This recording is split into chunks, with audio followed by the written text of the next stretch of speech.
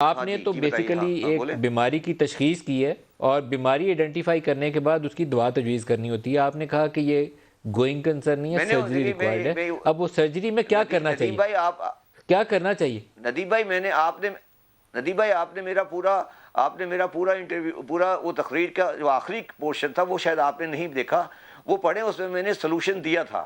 پہلا سلوشن اس میں نے یہ دیا تھا وہ کہ جو دہرا دیں آن لوکل ایئر, ڈیٹ ہے آن ایئر پاکستان کا. دہرا دیں تاکہ ہمارے دیکھنے والے ساروں کو پتہ چل جائے گا سر. اب میں بتا دیتا ہوں. جو اس میں نے 5-6 تجاویز دی تھی. پہلی تجویز میں نے یہ دی تھی کہ جو ہمارا لوکل ڈیٹ ہے 25 ٹریلین کا, اس کو آپ ری پے کریں by selling the state land of Pakistan. کہ جو آپ کے پاس لینڈ کے ایسٹ پڑے ہوئے ہیں اس کو آپ بیچیں اور اس سے لوکل ڈیٹ کو ری پے کریں. اور بلکہ آپ ایون لینڈ کو فارینر کو بھی بیچ سکتے ہیں کیونکہ وہ زمین اٹھا کے تو نہیں لے جائے گا, اور اس سے آپ لوکل ڈیٹ ریٹائر کریں. آپ کے دونوں لوکل اور فارن ڈیٹ جو ہیں وہ اس کو آپ کی پاکستان کی بے شمار لینڈ اور ایسٹس پڑے ہوئے ہیں جو آپ ان یوٹیلائزڈ ہیں, ان کی کوئی اکنامک بینیفٹ نہیں ہے, اس سے پے کریں.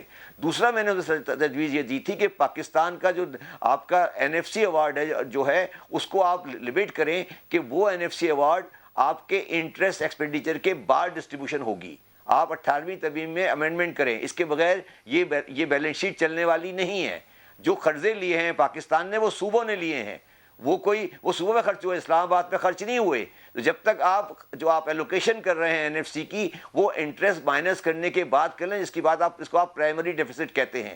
تیسری تجویز میں نے اس میں یہ دی ہے کہ پاکستان کا جو ایکسپورٹیبل سرپلس ہے وہ صرف اس وقت ارائز ہوگا جب ایکسپورٹ سدرن پاکستان میں ارائز ہوگی. ادروائز آپ کبھی بھی ایکسپورٹیبل سرپلس نارتھ میں ریلائز نہیں کر سکتے, کیونکہ آپ کو انرجی کا ٹرانسپورٹیشن چاہیے اور آپ کو فوریج گڈس کی ٹرانسپورٹیشن چاہیے, جس کی وجہ سے پاکستان ڈیفیسٹ ہو جاتا ہے.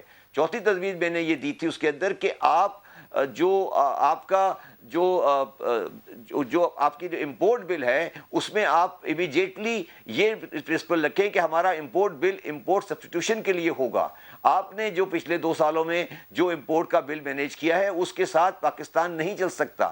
اس کے بعد 5ویں تجویز میں نے یہ دی تھی کہ آپ کا جو انرجی کا بل ہے اس میں آپ تمام انرجی کی باتیں کرتے ہیں, مگر کہیں پہ بھی آپ نے کنزرویشن انرجی کی بات کبھی نہیں کی.